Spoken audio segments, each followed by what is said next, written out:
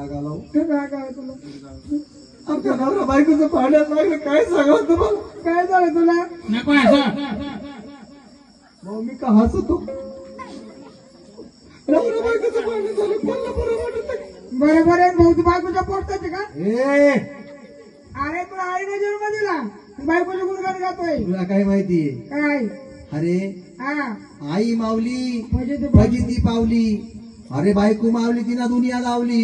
हा बरोबर काय बोलली नाही लावलं. ए भाऊ हा हे का त्याला गुरु करून घेतो का तू? हा गुरु देवट्या बापाला मांडीवर घेतो का? किती एकर वावर आहे त्याला. आणि तो त्याचा काय फायदा तो पण. अरे तुला लागत वावर काय सांगा बाई.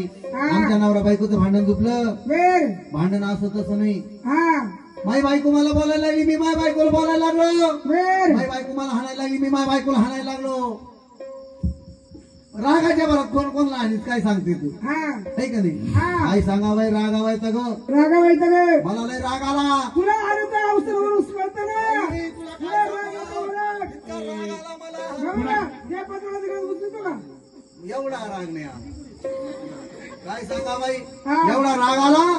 त्या रागाच्या भरामध्ये बायको कांद्याच्या पातीनं हाणली आणि गावाच्या वंबीला बांधली. भाऊ कांद्याच्या पत्तीनं आणली, गावाची उमेनं मांडली. लय आपल्याला राग सहन नाही बघ. लय वर उठली असती. गेस पाहायला गेलो. वेर सकाळी 8:30 वाजताच मालकाचा फोन. काय? म्हणजे थोडं लवकर या, लवकर कोटवा भरा, लवकर जागरण मोडा, लवकर जा म्हणे तुम्ही. हाय त्याच जागेवर बसले, आहे ना. हाय त्याच जागेवर आहे. झोपतच हो तुम्ही. मग तेच ना मग काय? लवकर आणि जर उशिरा नाही. खरोखर जर हाणलं तर खरंच भाकर भेटेल 8-15 दिवस. आणि मग तुला हाय तसं चालू चालू जावं लागेल. बाई हा काय सांगावं तुम्हाला. हा असं काय झालं बघ. असं झालं. हा अरे या देवा लागते जोडीनं पूजा.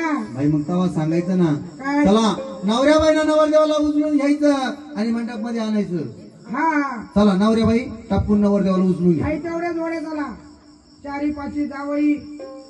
आता जावायचं पुढच्या महिन्यातले मोठेपण आहे. काय आता. धोंडा हा जावायला धोंडा आहे. वरला धोंडा, वाळ्या धोंडा.